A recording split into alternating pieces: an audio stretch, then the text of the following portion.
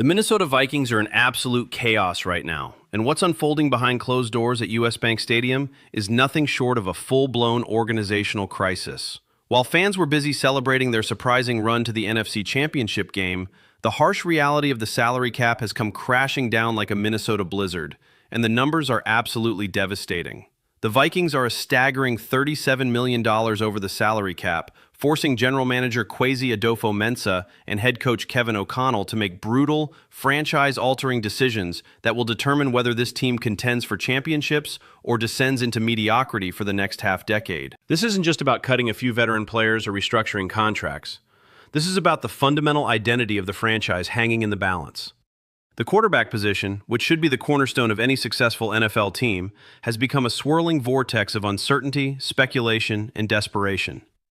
Second-year quarterback J.J. McCarthy was supposed to be the future, the savior who would lead Minnesota into a new era of dominance in the NFC North. Instead, his rookie campaign was an unmitigated disaster that has left the organization scrambling for answers and fans questioning whether the front office made a catastrophic mistake by not surrounding him with veteran competition. The statistics from McCarthy's first season are nothing short of alarming. In 10 games, the young quarterback posted a pedestrian passer rating of just 72.6, threw for only 1,632 yards, managed just 11 touchdowns while tossing 12 interceptions. These are not the numbers of a franchise quarterback. These are the numbers of a backup struggling to grasp an NFL offense. For a team that has Justin Jefferson, one of the most dynamic receivers in the entire league, Jordan Addison emerging as a legitimate number 2 threat, and a defense that ranked among the top 10 in multiple categories, wasting a year of their prime waiting for McCarthy to develop is simply unacceptable. Former Vikings tight end Kyle Rudolph, who spent a decade in Minnesota and understands the culture better than most outsiders, didn't mince words when he appeared on the popular sports show Up and Adams in late January. Rudolph stated emphatically that the Vikings made a massive strategic error by not bringing in a seasoned veteran to push McCarthy during training camp and the regular season. He pointed directly to two quarterbacks who were available and could have provided exactly what Minnesota needed. Daniel Jones, the former New York Giants starter who was actually in the Vikings locker room at one point, and Sam Darnold, who incredibly ended up leading the team all the way to the NFC Championship game after the organization gave him a legitimate opportunity. The absence of competition, according to Rudolph and multiple NFL analysts, set McCarthy up for failure from day one. Instead of having a mentor who could show him the ropes while also keeping him hungry and focused, McCarthy was handed the keys to a potential championship vehicle without a proper license. The result was predictable to anyone paying attention. Inconsistent play, growing pains that never seemed to end, and ultimately a season that felt like a wasted opportunity for a roster that had legitimate Super Bowl aspirations. Now, in the aftermath of that disappointing campaign, the rumor mill has exploded with speculation about what the Vikings might do to fix their quarterback crisis. The most explosive rumor came from an unexpected source when Grant Cohn, a reporter covering the San Francisco 49ers for Sports Illustrated, dropped an absolute bombshell that sent shockwaves through the entire NFL community. According to Cohn's sources, the Vikings were allegedly preparing a historic, franchise-altering trade package for Cincinnati Bengals superstar quarterback Joe Burrow. The reported offer was nothing short of stunning in its ambition and desperation. J.J. McCarthy, the quarterback they just drafted and supposedly believed in, defensive standout Jonathan Grenard, and not one but two first-round draft picks. Think about the magnitude of that proposal for a moment. The Vikings would essentially be admitting that their recent first-round investment was a complete failure, gutting their defense by trading away one of their best pass rushers and mortgaging multiple years of future draft capital all for one player. It's the definition of going all in, burning the boats, and betting everything on a single hand. This is the kind of move that either propels a franchise to multiple championships or sets them back an entire generation. There is absolutely no middle ground with a trade package of this magnitude. The reaction from Skull Nation, as Vikings fans call themselves, was immediate and deeply divided. One faction argued passionately that the team should absolutely make this move if given the opportunity. Joe Burrow is a proven winner, a former Heisman Trophy winner who led LSU to a national championship and has taken the Bengals to the Super Bowl. He's exactly the kind of elite quarterback that transforms a good roster into a championship contender overnight. Pairing Burrow with Justin Jefferson would create arguably the most dangerous quarterback-receiver combination in the entire NFL, potentially even surpassing what Kansas City has with Patrick Mahomes and Travis Kelce, or what Miami boasts with Tua Tagovailoa and Tyreek Hill. The other faction of Vikings fans argued just as passionately that giving up on McCarthy after just one season would be a catastrophic mistake that demonstrates a complete lack of organizational stability and vision. They pointed to other quarterbacks who struggled in their first year before developing into stars. Josh Allen of the Buffalo Bills was wildly inconsistent his rookie year. Jalen Hurts looked like he might be a backup at best during his early career in Philadelphia. Even Patrick Mahomes, the greatest quarterback of this generation, sat and learned for an entire year before taking over. Development takes time, patience, and commitment, and abandoning McCarthy after 10 games would send a terrible message to future draft picks about the organization's willingness to invest in their growth. But before this debate could really gain momentum and split the fan base completely down the middle, Cincinnati Bengals insider James Rapien stepped in and brutally murdered the rumor with one of the most savage statements any reporter has made this entire offseason.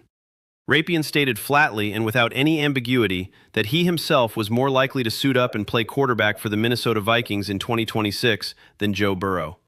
That's not just shutting down a rumor, that's obliterating it, lighting it on fire, and dancing on its grave.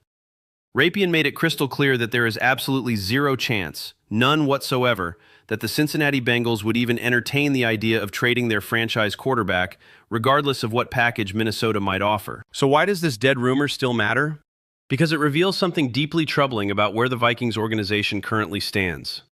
The mere fact that credible reporters were discussing this possibility, that the trade package seemed plausible enough to generate serious conversation, exposes just how desperate Minnesota has become to solve their quarterback problem. The front office knows they're running out of time. They know that Justin Jefferson will eventually want out if the team can't get him a quarterback capable of maximizing his generational talent. They know their defensive stars are aging and their championship window is closing rapidly. The desperation is palpable, and desperation leads to mistakes. CBS Sports analyst Ran Carthon, a former NFL executive who understands roster construction better than most talking heads on television, echoed these concerns in his analysis of the Vikings' current predicament. Carthon stated bluntly that Minnesota cannot afford to waste the prime years of Jefferson, Addison, and a dominant defense that still features impact players like Harrison Smith and potentially others if they can navigate the salary cap successfully.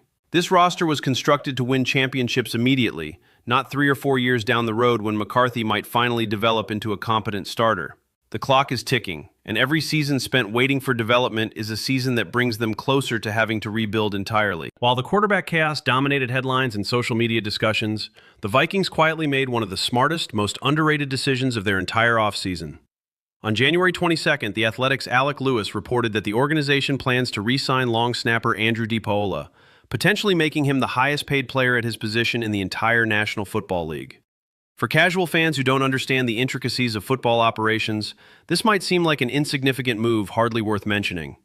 But for those who truly understand what separates championship teams from pretenders, this decision reveals everything about the Vikings' organizational philosophy and commitment to excellence in every single detail. Andrew DePaola isn't just any long snapper. He's achieved something that not a single other Vikings player, including their superstar receiver, has accomplished over the past 4 years. DePaola has earned either first-team or second-team All-Pro honors in 4 consecutive seasons from 2022 through 2025. Not Justin Jefferson, not Harrison Smith, not any of the household names that fans recognize and celebrate. Andrew DePaola, the long snapper that nobody talks about until something goes catastrophically wrong on special teams. Long snappers exist in the shadows of professional football, performing a specialized task that seems simple until you realize that every single field goal attempt, every punt, every extra point depends entirely on a perfect snap delivered under immense pressure with defenders charging at full speed trying to block the kick. One bad snap can cost the team 3 points, flip field position, or even lose a playoff game. DePaola hasn't just been good at this job, he's been absolutely elite, recognized by coaches and players across the league as the gold standard at his position year after year after year. Lewis noted in his report that as long as special teams coordinator Matt Daniels remains with the Vikings organization, DePaola will almost certainly remain in Minnesota. The connection between coordinator and specialist is crucial in special teams operations. They develop timing, communication, and trust that takes years to build and can never be replicated quickly.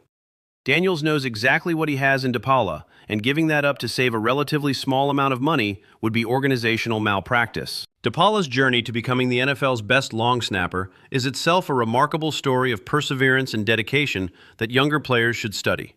He entered the league as an undrafted free agent way back in 2012 with the Tampa Bay Buccaneers. He didn't immediately find success or stability. Instead, he bounced around the league for years, spending time with the Chicago Bears, Carolina Panthers, and Las Vegas Raiders, constantly fighting for roster spots and never quite establishing himself as an indispensable piece.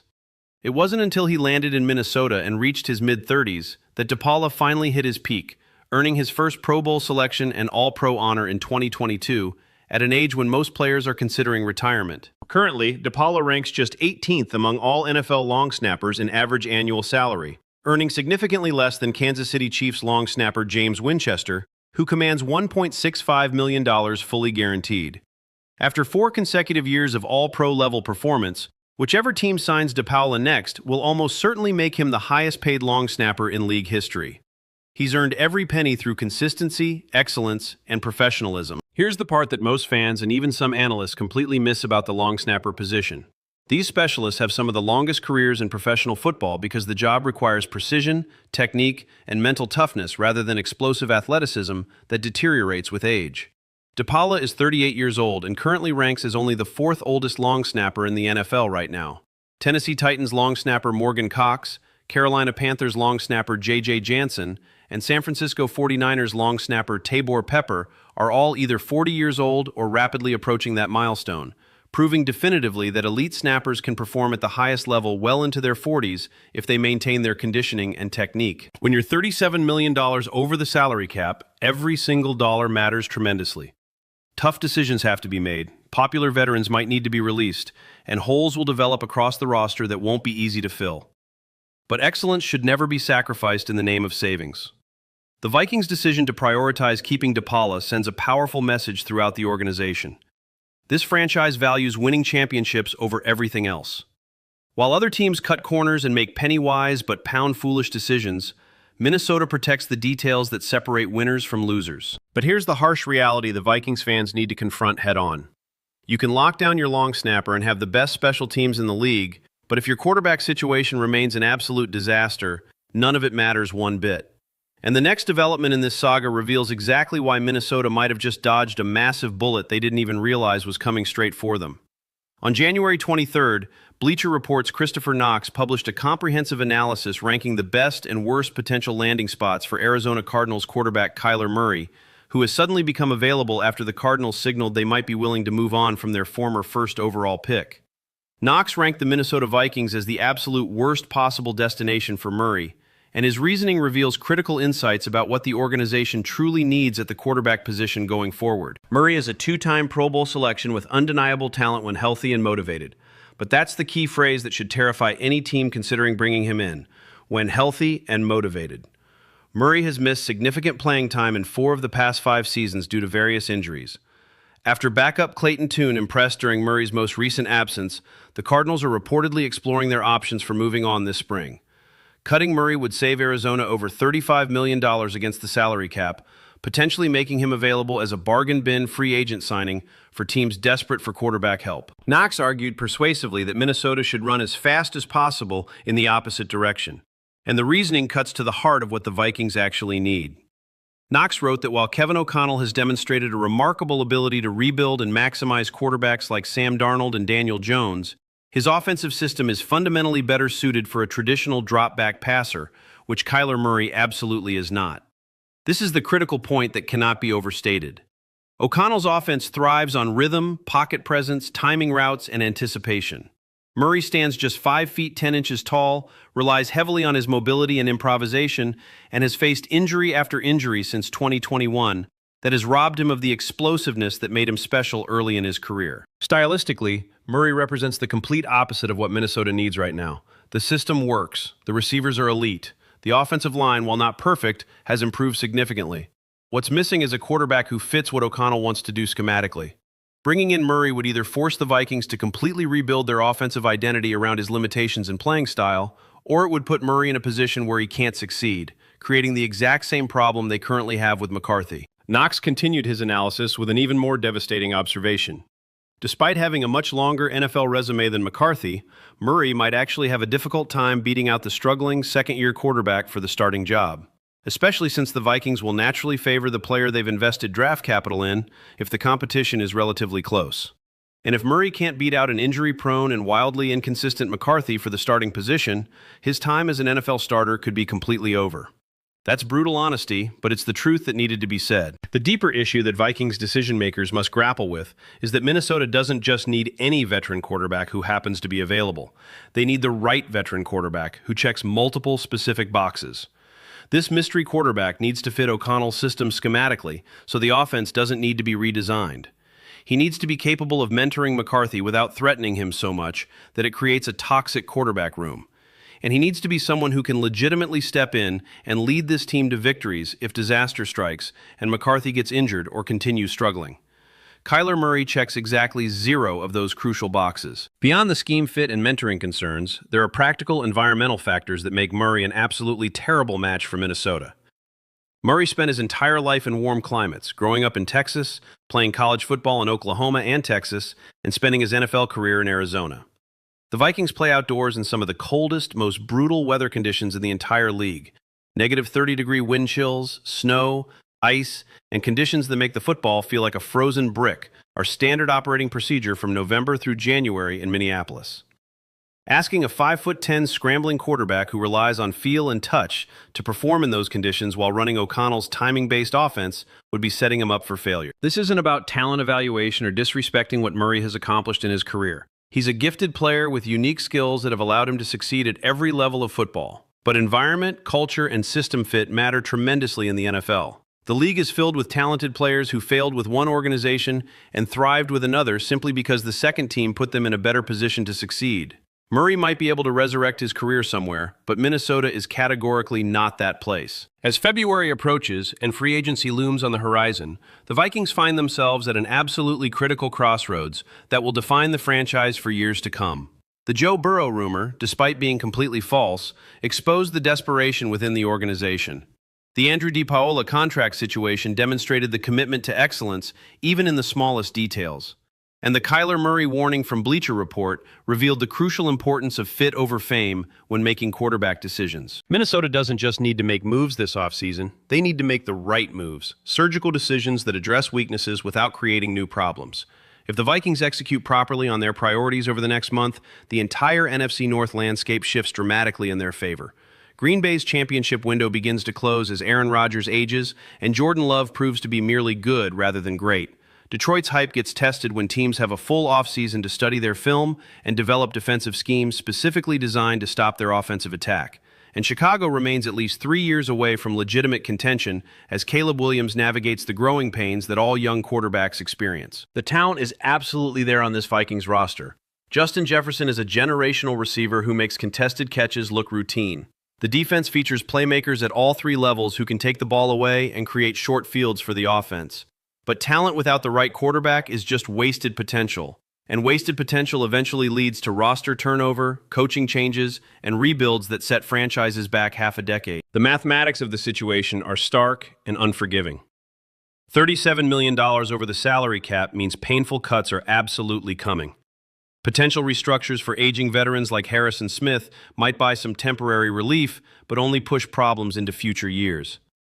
Moving on from other high-priced veterans creates holes that might not be fillable through the draft or bargain free agency.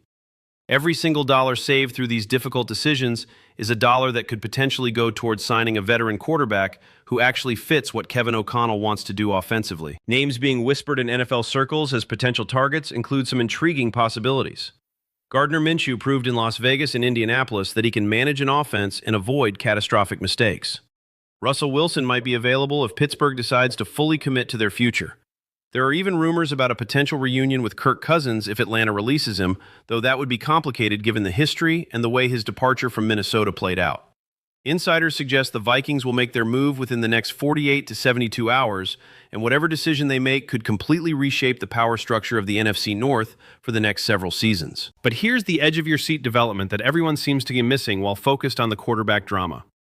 While Minnesota scrambles desperately to fix their signal caller situation, their biggest division rival just made a massive move that could derail everything.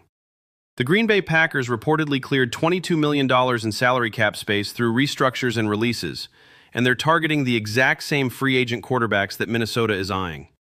This creates a bidding war scenario that the Vikings, already deep in cap hell, can ill afford. Which domino falls first?